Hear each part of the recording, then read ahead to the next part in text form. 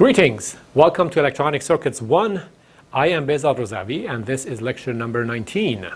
Today we will talk a little more about the PNP transistor and in particular its small signal model, and then we will enter the interesting world of amplifier design. But before we go there, let's take a look at what we covered last time. Here's a quick review. We saw last time that the early effect in a bipolar transistor translates to a change in the collector current when the collector emitter voltage changes. And we wanted to include that in the small signal model, and it turned out that it lends itself to a very simple resistor that we add between the collector and the emitter, and we call RO. That completes the small signal model of the bipolar transistor. So what we do remember is that GM, R-pi, and RO are all bias-dependent quantities. GM is equal to IC over VT, IC being the collector bias current in the absence of signals. R-pi is beta over GM, and RO is the early voltage divided by IC, the collector bias current. So we have to bias up the transistor, bring it into a suitable condition for amplification. If we have no bias in the transistor, no collector current, no base emitter voltage, no collector emitter voltage, then the transistor is dead. It has no amplification ability. All right, then we looked at the PNP transistor and we said that it operates in a manner similar to an NPN transistor, except that all of the polarities are swapped. The transistor consists of a P plus emitter, an N base, and a P. Okay, this is actually incorrect here. So this should be P and this should be N.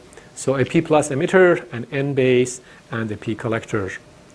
So to ensure that the base emitter is forward biased, the base has to be more negative than the emitter, in contrast to what we saw for the NPN transistor.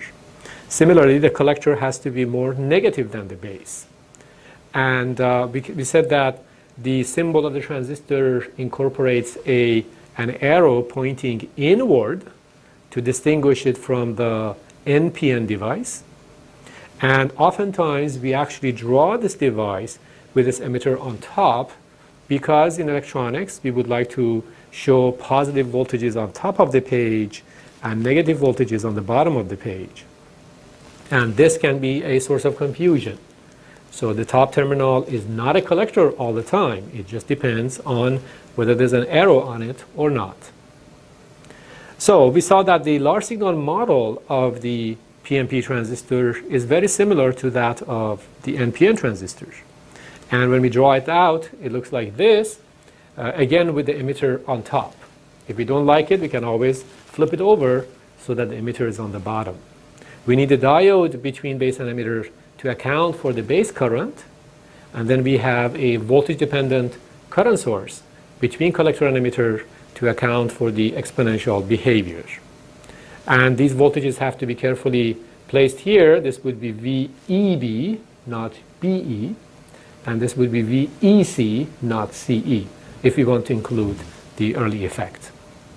All right, so let's pick up from here the large signal model of the PNP device and see how we can develop the small signal model for the device. So today we're going to talk about that, then we'll make some introductory remarks to amplifier design, and then we will eventually arrive at one amplifier topology, which is very common, and we call that a common emitter topology.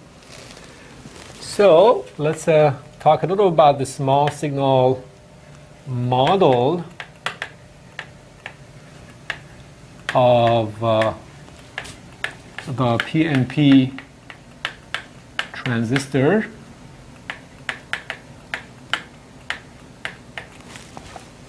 So I would like to refresh your memory that this small signal model of a transistor tells us what happens, what the transistor does when it is biased and when a signal comes in to create small perturbations in the collector current and the base emitter voltage, etc. So the small signal model only tells us what happens when there's a change, a small change in these quantities, in the collector current and so on. So when we consider the changes that occur in an NPN transistor, and then we look at the changes that occur in a PNP transistor, it turns out that they are identical. So if the base emitter voltage of an NPN transistor becomes more positive, the collector current changes in some direction. Now, if the base emitter voltage of a PNP device also becomes more positive, the collector current of the PNP device changes in the same direction as before. So without going through the details, I will just state here that the small signal model of the PNP device is identical to that of the NPN device. Identical. I repeat this because students often make mistakes about the small signal models. So I will write here, in fact I will write it in red so that you will always remember, identical to small signal model of NPN transistors. I guess I'm not quite consistent. I'm using lowercase here and uppercase here, but you know what I mean. Okay, so again, I'm not proving this. The proof is not that hard. You just have to go through the small signal derivation of the PNP device as we did for NPN and convince yourself that the results are exactly the same. So let's draw that. So for a PNP device, we have the same exact small signal model as for the NPN device.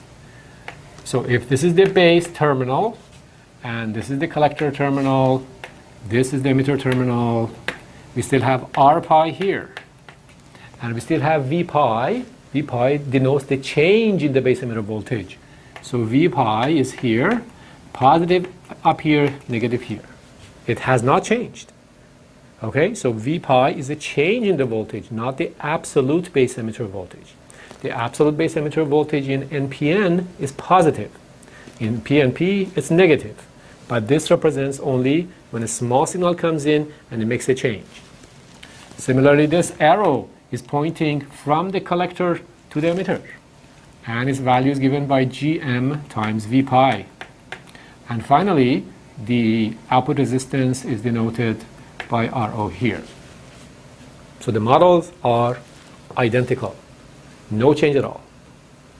Of course, what may happen is, as I said, sometimes we draw the PNP device upside down in the actual schematic because we tend to place positive voltage on top of the page. And that should not cause confusion. So, as an example,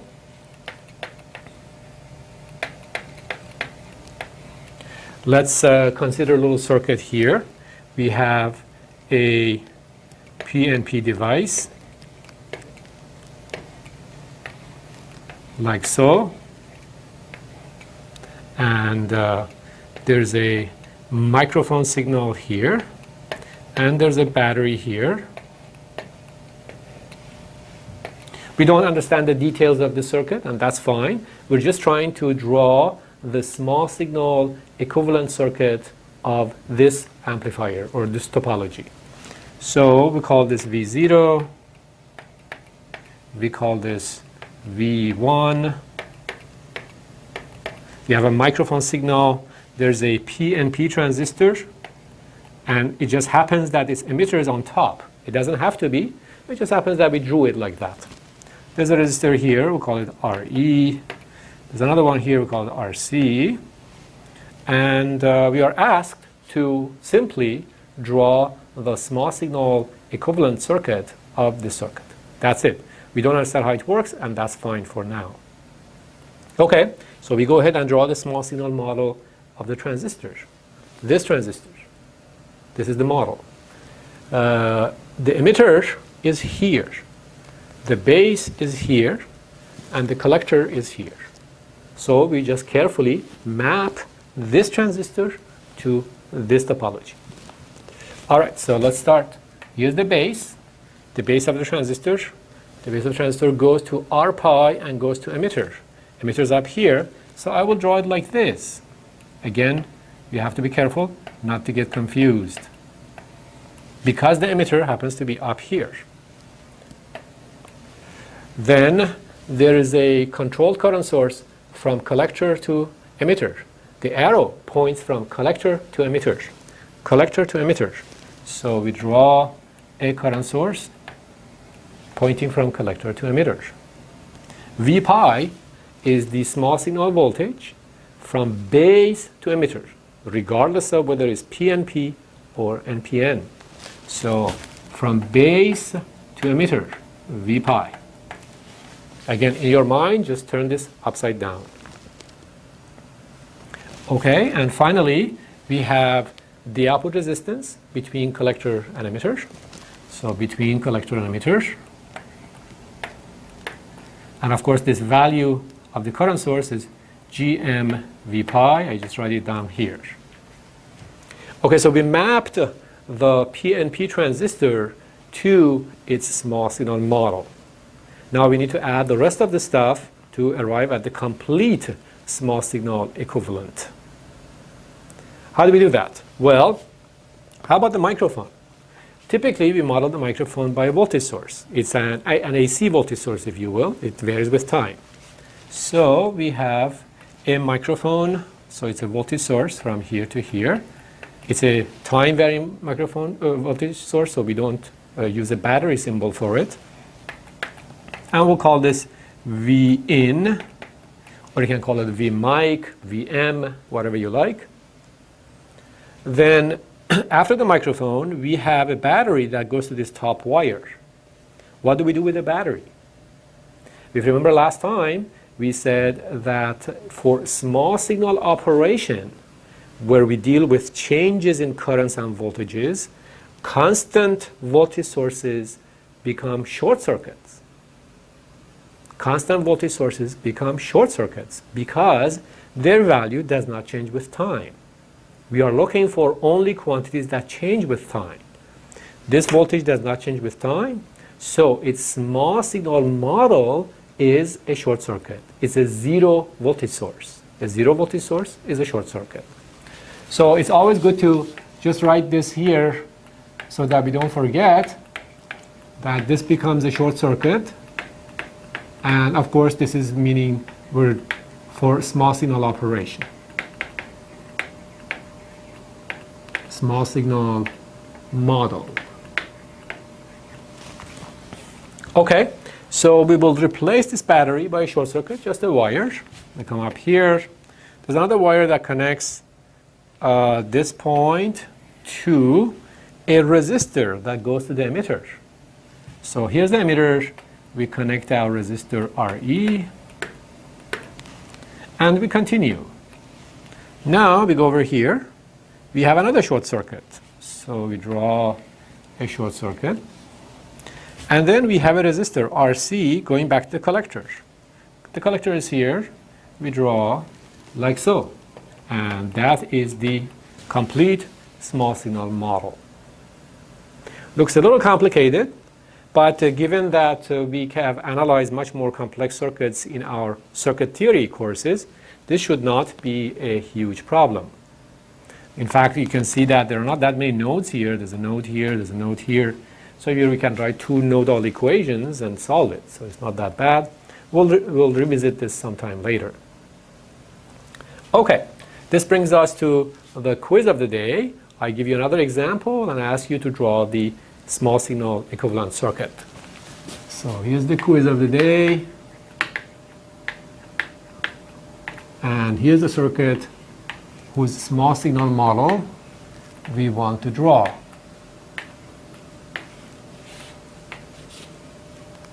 So again, I draw a microphone. You can always just draw it as a voltage source, a variable voltage source. So that's a battery. This is another battery. This is a microphone. We call Vin. And we have two transistors. Now we have to choose a name for the transistors.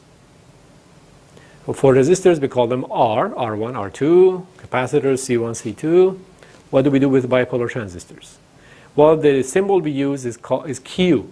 So we will call this Q1 and this one Q2. I don't really know why people chose Q, but that's the symbol that we use. Okay, our objective is to draw the small signal model of this circuit in the next 90 seconds.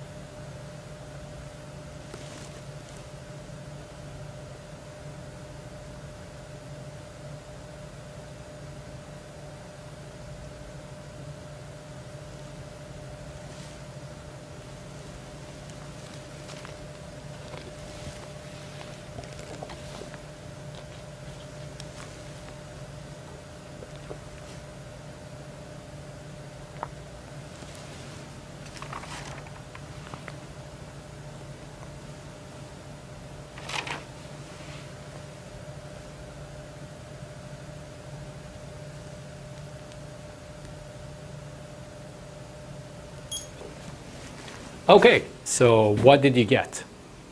Well, we know that the small signal models of the two transistors are identical, so we'll just go ahead and map each of them to a small signal model. And then we just try to see what the result looks like. Okay, so here's what we have. We start out with Q1. Q1 has a small signal model just like this. So we draw R pi.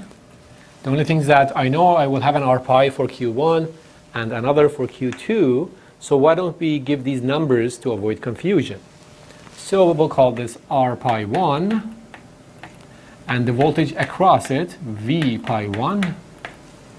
Then, sorry, let me draw this lower because I will need space for Q2. So let's draw it lower. Okay, let's see. All right, so for Q1 we have R pi 1 with a voltage of V pi 1 and a current source equal to GM1 V pi 1 and a resistor RO1, all comprising our first transistor. Okay, how about Q2? Well, we can just draw the whole thing, maybe upside down, because the emitter of Q2 is up there. So here's how it is. The base of Q2 happens to be shared with the base of Q1. So let's take this terminal here, go to the base of Q2, and call this resistance R pi 2. The voltage that appears across R pi 2 is positive at the base and it's negative at the emitter, regardless of what type of device we have. So we have positive here, negative here, V pi 2. Then, so this is the emitter terminal up here, and then we have a current source. The current source is oriented from the collector to the emitter. So that is the current source, and this value will be GM2 V pi 2. We have a resistor to model the small signal behavior of early effect, RO1, sorry, RO2, and that completes the small signal model of Q2. Okay, what else do we need to do? Well, it just happens that these collectors are also shorted together. So these collectors are shorted together. And coming from the input, we have a microphone. As usual, we model that by a voltage source. So here's a voltage source, which we call Vin. This battery becomes a short circuit because its voltage is constant with time. It doesn't change, so its change is 0. And it actually goes to this wire, to the emitter, and continues. So it continues, and then it goes through another short circuit. We have another battery whose voltage doesn't change. Voltage change is 0. So that battery goes from this bottom terminal all the way to that top terminal. So it goes like this. And this is the complete small signal model of this particular topology.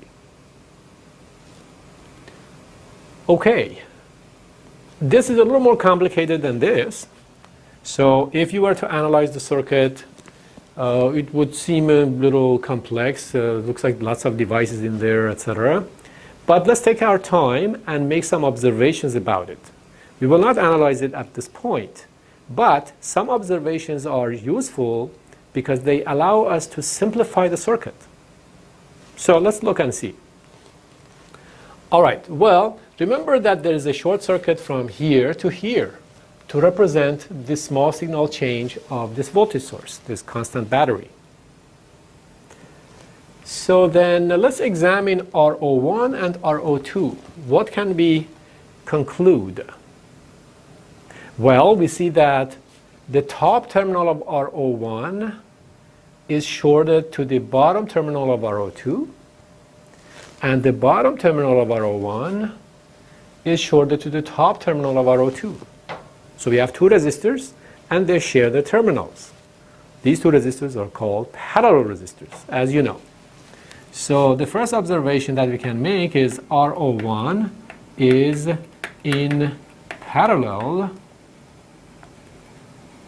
with RO2. Without a doubt, right? So if I were to simplify this circuit, I would just use one of these and write RO1 in parallel with RO2. That would be one nice simplification. Okay, what else? How about R pi 1 and R pi 2? Well, they share their terminals here. You see that the bottom terminal of R pi 2 is connected to the top terminal of R pi 1. And the bottom terminal of R pi 1 is connected to the top terminal of R pi 2. So these two are also in parallel. So R pi 1 is in parallel with R pi 2. That's great. So what does that tell us about V pi 1 and V pi 2? Well, if two resistors are in parallel, their voltages must be equal. So we can say that V pi 1 is equal to V pi 2. In other words, if you're trying to solve the circuit, you have dropped one unknown. These two are equal, so we don't need to carry V pi 1 and V pi 2 around because we know that only one of them is unknown. All right. Anything else that we can conclude about the circuit? How about these two current sources? This current source is connected from this node to this node. And this current source is connected from this node, the same node, to the same node. So these two current sources also happen to be in parallel. So we say GM1 V pi 1 is in parallel with GM2 V pi 2. If two current sources are in parallel, what do we do? Well, let's step back. If two voltage sources are in series, what do? We add their voltages. So if two current sources are in parallel, we add their currents. So we could actually just add these two, meaning replace the two current sources with one current source. So the point of this example is to show you that when we encounter a more and more complex circuit in our studies, the first thing we should not do is to quickly write equations, write KVLs and KCLs, nodal equations, that sort of thing. We should take a step back, look at the circuit for a while, and try to feel what's going on in the circuit. Try to understand the various mechanisms that are happening, and that allows us to not only understand the circuit better, develop insight into its operation, but also simplify our calculations. Otherwise, you just write a bunch of equations, and at the end you have to solve 5 equations and 5 unknowns. It's very tedious. But if we take our time for a few minutes, 5 minutes, take a look at the circuit and try to make some simple observations, our life will be much simpler.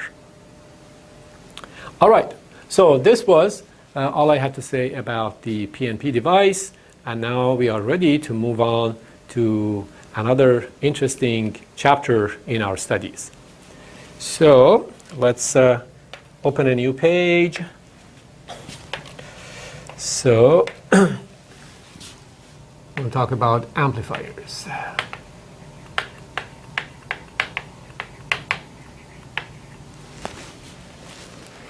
All right, well, we have some idea as to what an amplifier is.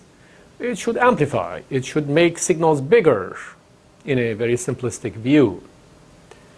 Now, we have seen examples of amplification in our previous studies. So if I go back to my Circuitpedia here, I can show you what we accomplished before. So again, we go back to our Bluetooth example, and remember that we had an oscillator driving a power amplifier, and the power amplifier drove the antenna. So we said that the power amplifier, of course, needs to amplify because we need to deliver a larger signal to the antenna for a long range of communication. And then we also saw that, as at least mentioned, that the oscillator itself needs some sort of amplification inside. So that's necessary as well. For the receiver, we saw that because the signal coming from the antenna is small, we have to amplify it before we do anything else with it. So we use a low noise amplifier to amplify it. And it turns out that actually there are some other building blocks here, including the A to D, that need amplification too. So amplification is an essential component in many different types of circuits that we design. Not just amplifiers, explicit amplifiers, but many other circuits that we also face. That's why we emphasize amplifier design so much here. It's not just that you will go out and design an amplifier, it's just that almost any electronic circuit that you want to design requires some solid understanding of amplification.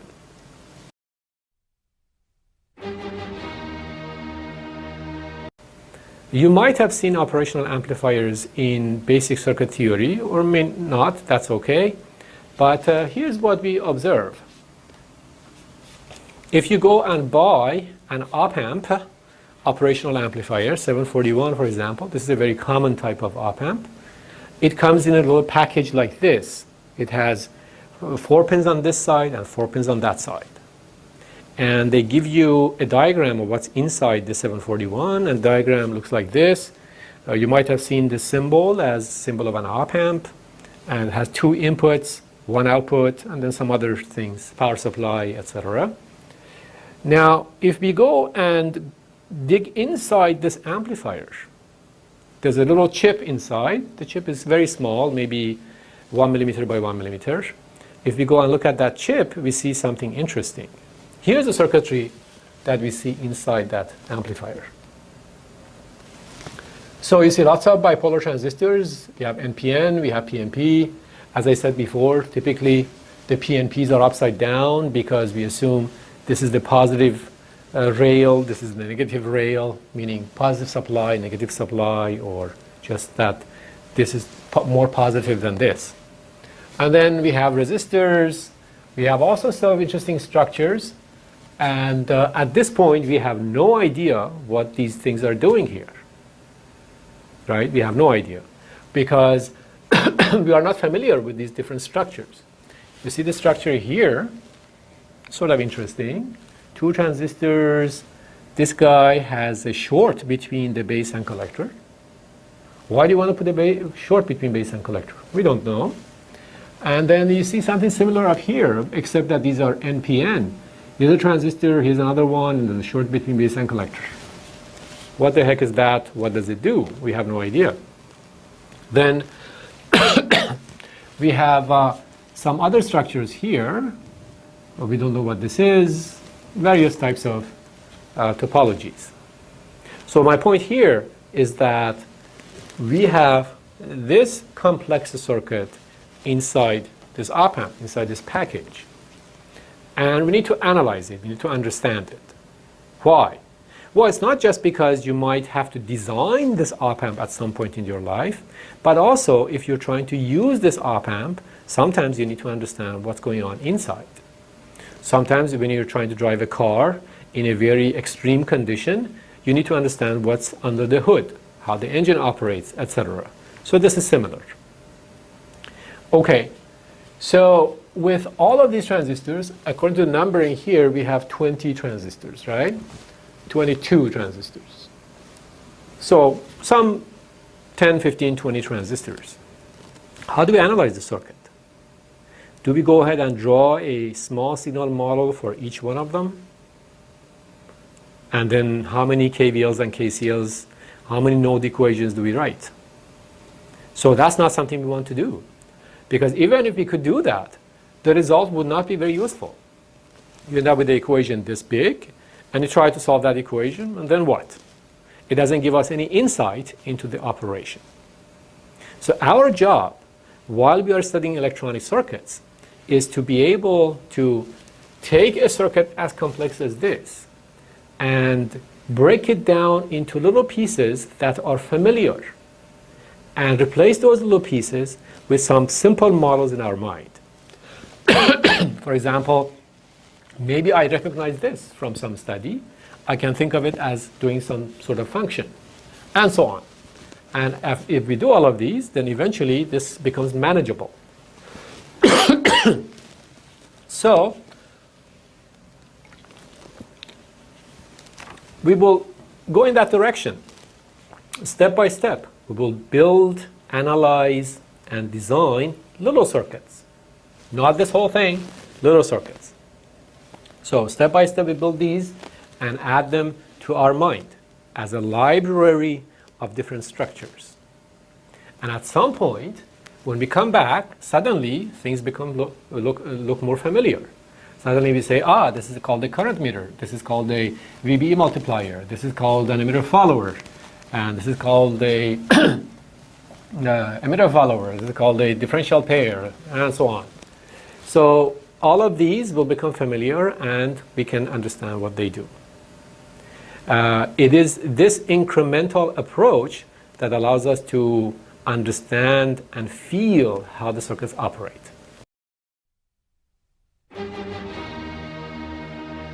So let me start with design procedure.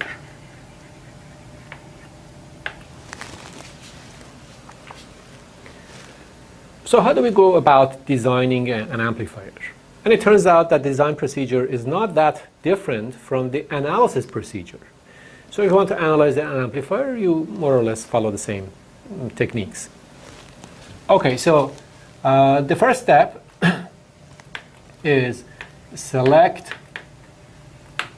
a topology. We have different amplifier topologies that do different things. They all amplify, they all make the signal bigger, but they have different properties. So we have to select one. How do we select one? Well, that comes with experience and lots of practice. at the starting point, at this point in our studies, we have no idea how to select an amplifier. Then create proper bias conditions for all transistors.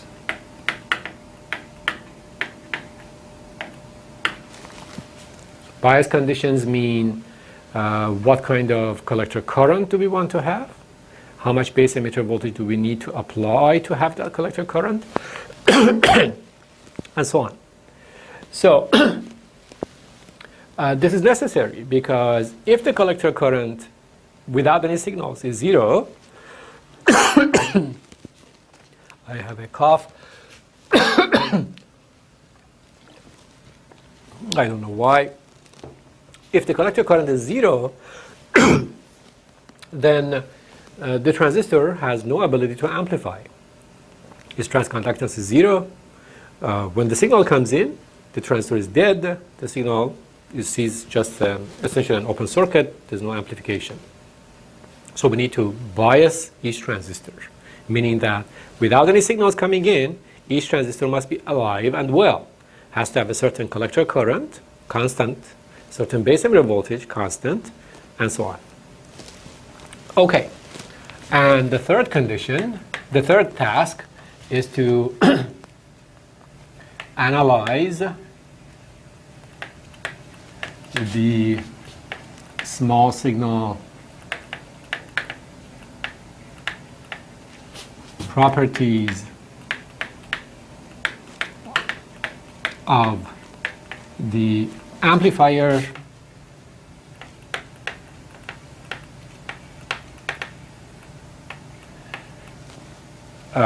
so this pen is a little crazy again. This amplifier of the amplifier and see if they are satisfactory.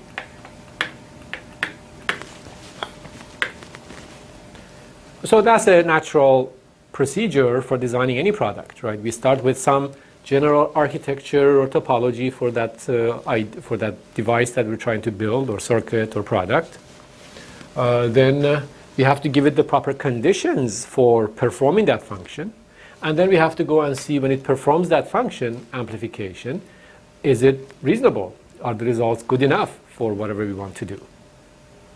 Okay, so, but what do we mean by small signal properties of the amplifier? How do we characterize an amplifier as a good amplifier or as a poor amplifier? So let's talk a little about that. Let me change the color of my pen. So, amplifier, okay, this pen is a little crazy today. Amplifier characteristics.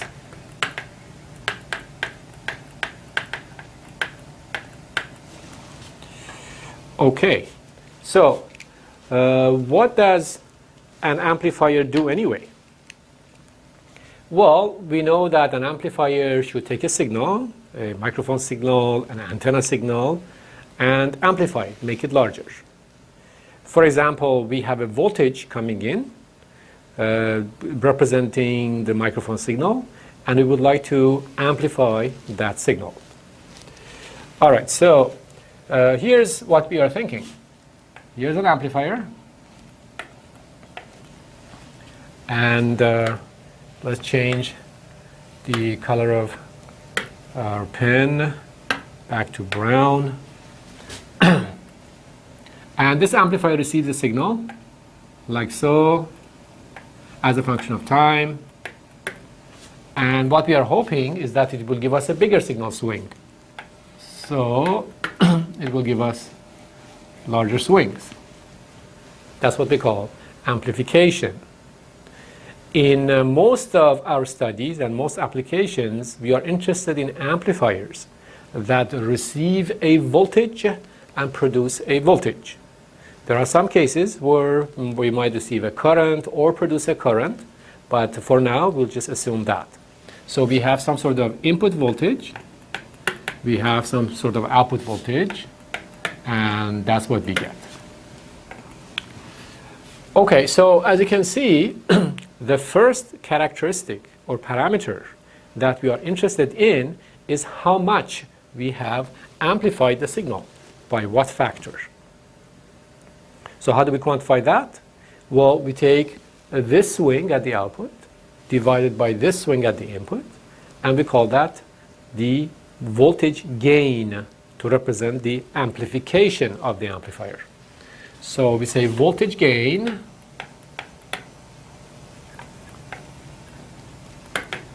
is equal to output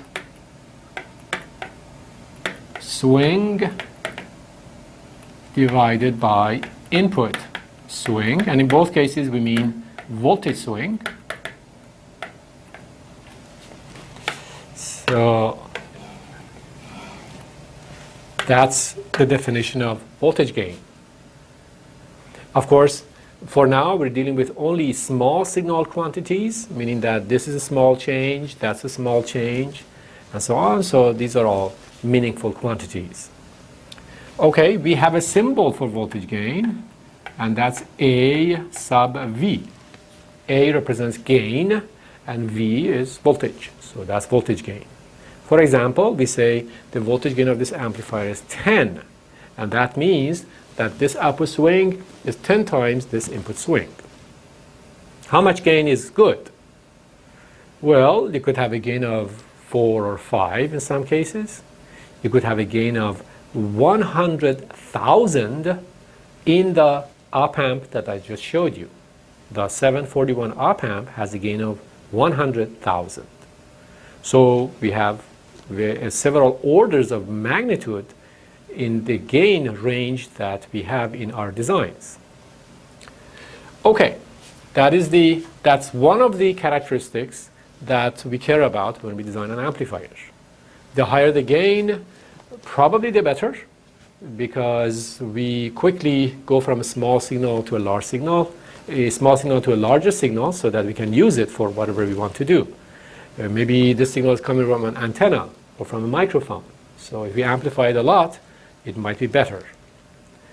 What else? Well, another parameter is power consumption.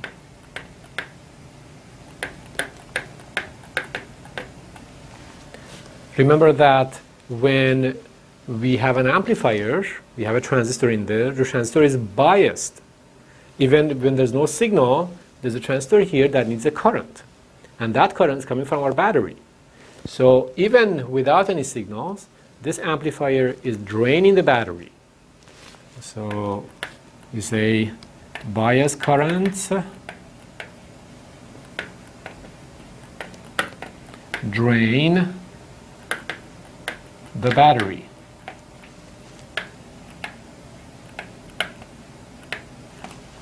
So that's also an issue. And there are many other parameters. I will just put some dots here that we'll come back to later. But for now, this is one thing that we do need to worry about. Almost any amplifier you design, the first question that you need to answer or analyze is how much gain do we have? How much voltage gain do we have?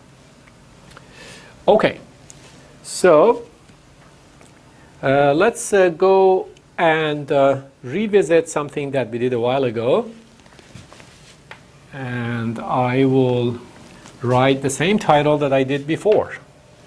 Let me change the color of my pen to this. I would say, let's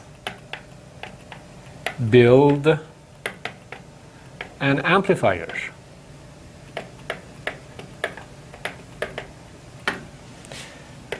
So we have tried this a number of times. If you remember, when we started out looking at the bipolar transistor for the first time, we said, let's try to build an amplifier. And then we said, okay, here's a voltage-dependent current source. Then we went and studied the bipolar transistor. Then we came back and put it in. So what we are not quite sure about is whether the last amplifier that we designed is actually an acceptable amplifier. So let's go back and see where we were a few lectures ago and see if the result is a good amplifier. So here's how we arrived at that amplifier. First, at the very beginning, we said if I have a voltage-dependent current source, which I called KV1. Again, for dependent sources, we still use a circle, not the diamond that you see in basic circuit theory. So, and here's V1. We said if we buy a voltage-dependent current source, and we connect this to our signal, let's say our microphone, and then we let this current flow through a resistor, RL. We generate a voltage, V out, which is equal to minus K times RL times V in. That's what we calculated a long time ago. And we said if K times RL is a respectable number, 5, 10 or something, then the output is an amplified version of the input. There's a negative sign here, but it's okay. It just means the signal is flipped. Nonetheless, the output is bigger than the input. The output swing is bigger than the input swing. So that's an amplifier. And in fact, if you're looking for voltage gain is the output swing divided by the input swing.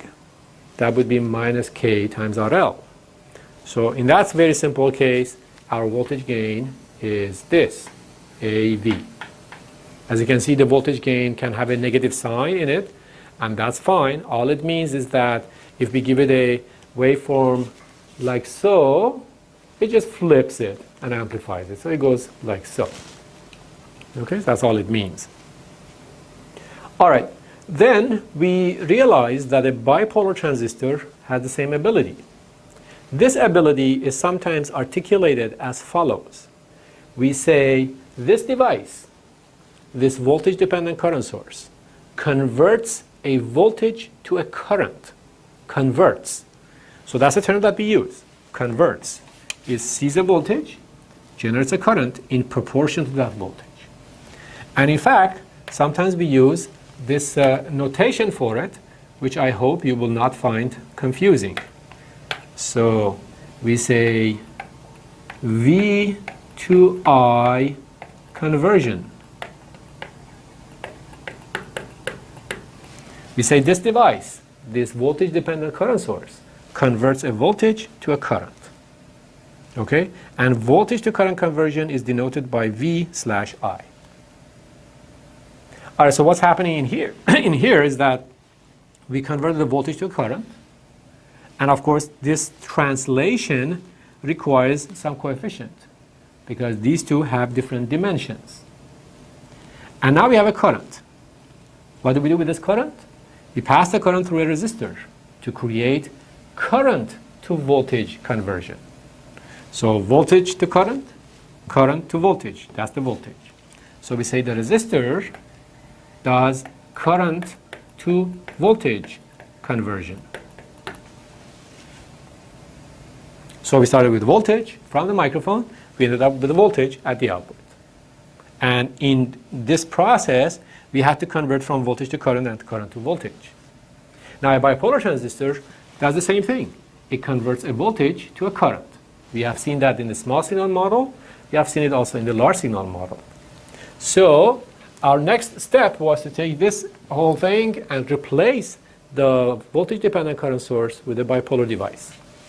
So that's what we did. We took a bipolar device and hooked up our microphone and then placed the resistor here. We call this RL. This is V out and this is V in, and this is our voltage-dependent current source. So again, we have a voltage, we convert to current. There's a current flowing in here. And then that current flows through this resistor and gives us a voltage. So we have V to I conversion and then I to V conversion. Okay, so far so good. Now, when we looked at this more closely, we realized that this circuit doesn't work. Why? Because there's no bias current in the device. If you remember, if we just connect the microphone directly to base emitter and the microphone voltage changes by 5 millivolts, 10 millivolts, this current is very, very small. It goes from 0 to some very, very small number, so it's not really usable. The transistor is dead. So we said, okay, to bring the transistor back to life, we will add a voltage, a constant voltage, in series with the microphone. So in the next step, that's what we did. We added a battery here, and then we went to the bipolar transistor, and then we came to the resistor. Our hope was that when this battery is connected to the base emitter, which we call V0, even when the microphone signal is 0, when this is 0 volt, the base emitter voltage is equal to V0. V0 can be chosen to be some reasonable number, 700, 750, 800 millivolts, and that will give us a certain bias current in the device. Once we have a bias current, we have a certain GM. Here, the transconductance is 0, because the bias is 0.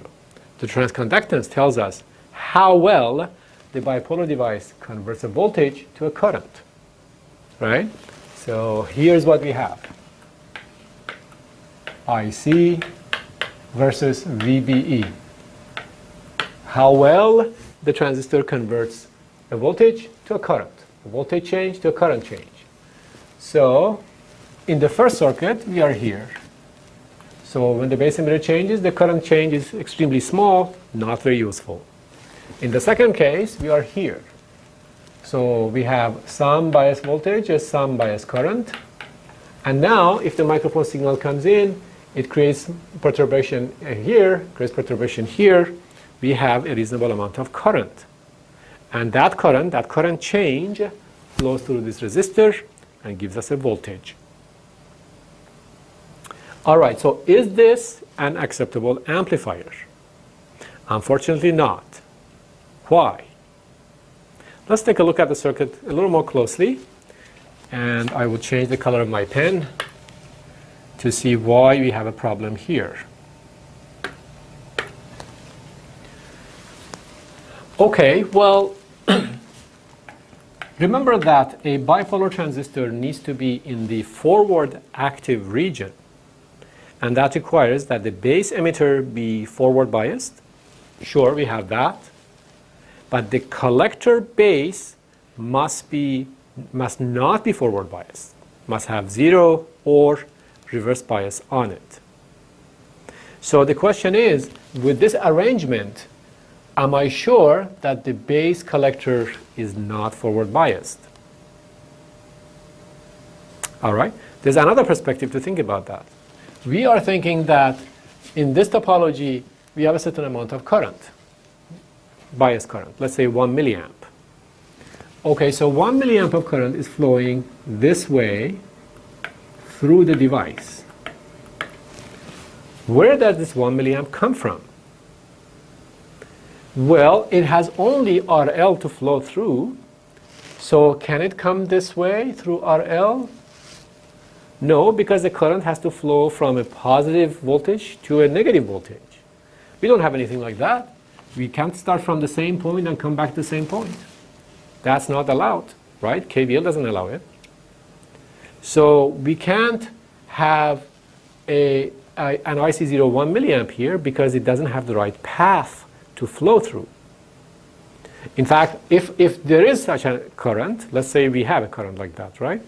Then we can see that IC0 is going like this, right? So I can say that V out is equal to RL multiplied by minus IC0, because the current is going from the bottom to top, not from top to bottom, right? Ohm's law. So if IC0 is, for example, 1 milliamp, and RL is, for example, 1 kilo ohm, then this will be minus 1 volt. Is that a problem? Well, what we are saying is that V out, meaning the collector voltage, with respect to emitter voltage, is minus 1 volt. And that's bad. Remember that the collector voltage has to be at least equal to base voltage. If the base voltage is, say, 800 millivolts with respect to emitters, then the collector has to be at least 800 above the emitter, certainly not below the emitter. So that means that this condition cannot hold, this current cannot flow, the device is dead. In fact, if you are curious, the device enters saturation, as we discussed before, but the point here is that this device, this topology is not what we want. All right, so the problem reduces to one simple task. How do we ensure that the base collector junction of this device is reverse biased or has zero bias on it? All right, so we'll play a trick. We start from the input network. We keep all of that. Here's what we have. And we go to the base and the emitter. So far so good. Now I need this voltage to be maybe higher than this voltage. And for a current to flow, the current has to go from a positive voltage to a negative voltage. Where do I have a positive voltage? I don't have any positive voltage here, right, in the circuit. So I have to bring a battery, another battery, that provides that positive voltage, and then use this battery along with the resistor to connect to here, RL. Why do I need a resistor? Because I need to perform I to V conversion, right? We had V to I conversion and then I to V conversion. That's why we have a resistor. So that's the resistor. Why do we have this voltage? This is to make sure that this collector can be more positive than this base. So let's check and see if that happens, just with some numbers. Let's say RL is 1 kilo ohm, and this voltage is, for example, 2.5 volts. We call this V1. And let's go and measure things and see what we have. Now let's suppose that IC0 is 1 milliamp as an example. Okay, so 1 milliamp is flowing from top to bottom of this resistor. So the voltage drop across the resistor is 1 milliamp times 1K, that's 1 volt. So we have a voltage drop of 1 volt from here to here, 1 volt. Ohm's law. Okay. All right. How about the base voltage with respect to emitters? So if V0 is, for example, 0.8 volts, and the microphone signal is not there, we're only considering bias conditions, so the microphone signal is 0, we see that the base voltage is also 0.8 volts with respect to the emitter. Now the question is, under these conditions, is the base collector junction reverse biased? Well, 2.5 volts here, 1 volt here. Can I write a KVL around this loop? So let's call this VCE. Well, KVL says 1 volt plus VCE is equal to V1. So 1 volt plus VCE equals to V1 equals to 2.5 volts. This means that VCE is equal to 1.5 volts. All right, so here's where we are. The collector is 1.5 volts above the emitter, as we see here. The base is 0.8 volts above the emitter. Therefore, the collector is above the base. Therefore, the base collector junction is reverse biased. So we're good. Now you can see why this battery is necessary. Without this battery, we would not be able to ensure that the collector emitter voltage is positive, right? So that would be a problem. Okay, so now we have an acceptable amplifier. This amplifier is biased properly by means of V0 and V1. Both of these are necessary. If we don't have V1, we are back here. This is not proper bias because the device does not operate in the forward active region. So we need V0 for biasing, V1 for biasing. And now, when the signal comes in, the signal goes through the amplifier, as we saw before, is amplified and comes out. And it generates a voltage at the output because this resistor takes the current of the transistor and converts it to a voltage. So we have voltage to current conversion by the transistor, then we have current to voltage conversion by the resistor. And we generate a voltage, and that voltage will be, hopefully, an amplified version of the input voltage. Okay, what we have arrived at so far, this little topology here is called the common emitter topology. So let me pick a color. So I will draw this in a box. This circuit is called the common emitter topology or amplifier. Why do we call it common emitter? Because the emitter happens to be common to the input port and the output port. And these are things that will become clear as we go along. But that's the term that we use. All right. This amplifier is very common in design. It has some nice properties, it has some limitations, and our job is to quantify all of these effects. We need to find the voltage gain of this amplifier. How much is AV, right? We need to find that first, and then some other properties as we go along. All right, our time is up. I will see you next time.